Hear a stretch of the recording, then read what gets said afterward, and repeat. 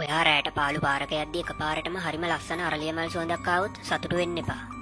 මොකද ඉන්දුනීසියාවේ මිනිස්සු කියන විදිහට ඒ කුන්තිලානක් ඔයාගේ පස්සෙන් එන ලකුණක්. මේක ඉන්දුනීසියාව, මැලේසියාව වගේ රටවල තියෙන ජනප්‍රවාදයක්. ජනප්‍රවාද වලට අනුව කුන්තිලානක් කියන්නේ දරු ප්‍රසූතියේදී මියගිය කාන්තාවකගේ ආත්මයක්. සුදු පාට දිග ඇඳුමකුයි දිග කොණ්ඩයකුයි තියෙන මේ ආත්මය වැඩියෙන්ම ඉන්නේ කෙසෙල් ගස් අතර.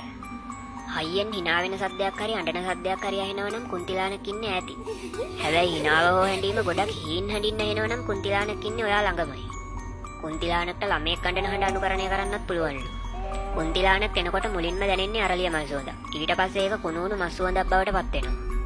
කුන්තිලානක්ගේ බෙල්ල පිටිපස්සේ විශාල සිදුරක් තියෙනවා කියලා විශ්වාස කරනවා. ඒක වහගන්න තමයි දිග කොණ්ඩය පාවිච්චි කරන්නේ. ජනප්‍රවාද වලට අනුව කවුරු හරි කෙනෙක් නිර්භීත වෙලා කුන්තිලානක්ගේ බෙල්ල පිටිපස්සේ තියෙන ඒ සිදුරට දිග ඇණයක් ගැහුවොත් කුන්තිලානක් ලස්සන සාමාන්‍ය කාන්තාවක් බවට පත් වෙලා ඇණය ගලවනකම් මේ පුද්ගලයාට කීකරු බිරිඳක් විදියට ඉන්නවලු. ඉතින් මේ වීඩියෝ එකෙන් උත්සාහ කරේ මේවා ඇත්ත කියලා කියන්නවත් බොරු කියලා කියන්නවත් නෙමෙයි. වෙනත් රටක තියෙන ජනප්‍රවාදයක් ගැන කියන්නයි මේක කරේ. ඔයා මේ ගැන හිතන දේත් කමෙන්ට් කරන්න.